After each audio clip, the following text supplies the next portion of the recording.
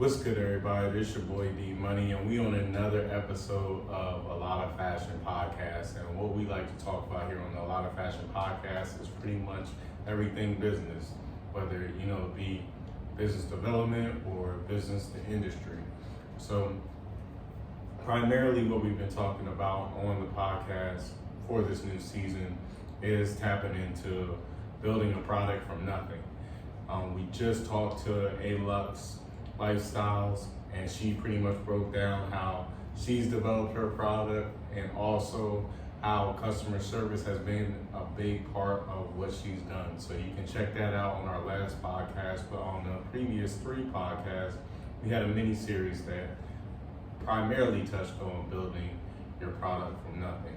So what we'll do from here on is build on that information and going into each process of developing a product and selling that product. Now with this episode, we're primarily going to be talking about your first drop, which is going to humble you. Your first launch isn't your breakthrough launch. It's just a reality check, and that's just the, I guess you could say that's just what it is, you know what I'm saying? Because honestly, you're going to overestimate demand, you're going to underestimate execution. Friends supporting you, family supporting you is not necessarily market validation. Market validation is you start to engage your target audience, you start to build, I guess you could say, a like or attraction for the product and service that you have, and then they start to engage with the product or your way of marketing and promo, and then they buy. Number one is the ego trap. I thought this would sell out, or I thought this product would just sell. It doesn't work like that.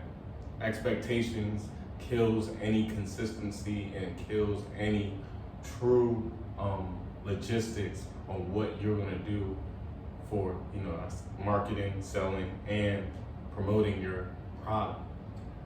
It's very important to make sure that you have research on the target audience that you're trying to sell this product or sell your products to.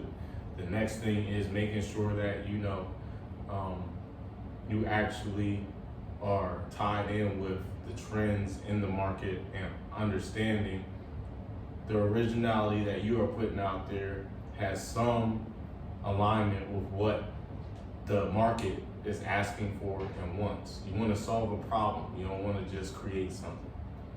And then, most importantly, you want to consistently market that product. Stop trying to be cool, because a lot of people try to be cool. They post something about a product or a service one time, or they post it one time and run an ad, and might post it one time in their story and think it's cool. Nah, keep posting. You should not care about how many times you're really going to post. The only care that you should have is that I didn't post enough times today. That's the real care that you should have about your brand. If you love what you're doing, if you love the craft and you actually want to succeed, you are going to consistently post good content, create good products, understand your market, and you're going to do the proper research before you just start executing.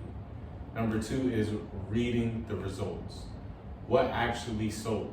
What products didn't sell? Who actually bought these products?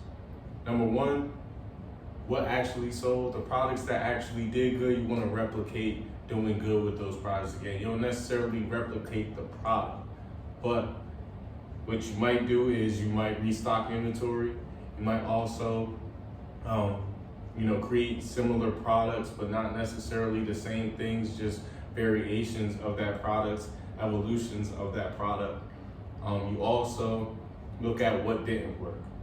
You look at your weaknesses and, whether it be marketing, whether it be promo, whether it be the product itself, and, what people are actually looking for and what problems didn't you solve. Not everything growing should be seen. They want to see results, but ultimately skip the vision.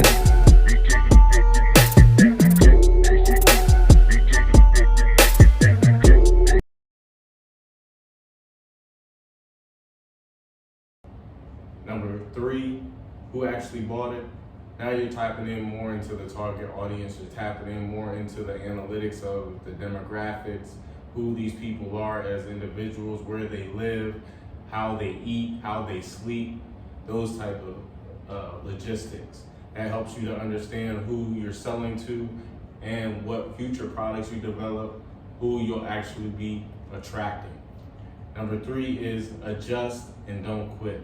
Just like I said on the last point, you just want to learn what you can from each experience through your first drop, so that way you can start to test things in a more direct way. You can start to retarget certain audiences that were actually able to buy, certain products. And, do the same thing, replicate those same things that work for you. So that way, you can build momentum, start to build hype behind your brand, and start to create longevity. Keep visualizing your purpose, and we'll see you on the next episode. The next episode, we're going to talk about why nobody cares about your brand. And this is not anything to slight your brand, but to help you critique your brand in an honest way. So, like I said, keep visualizing, and all it takes is solid research, solid plan, and execution. See you on the next episode.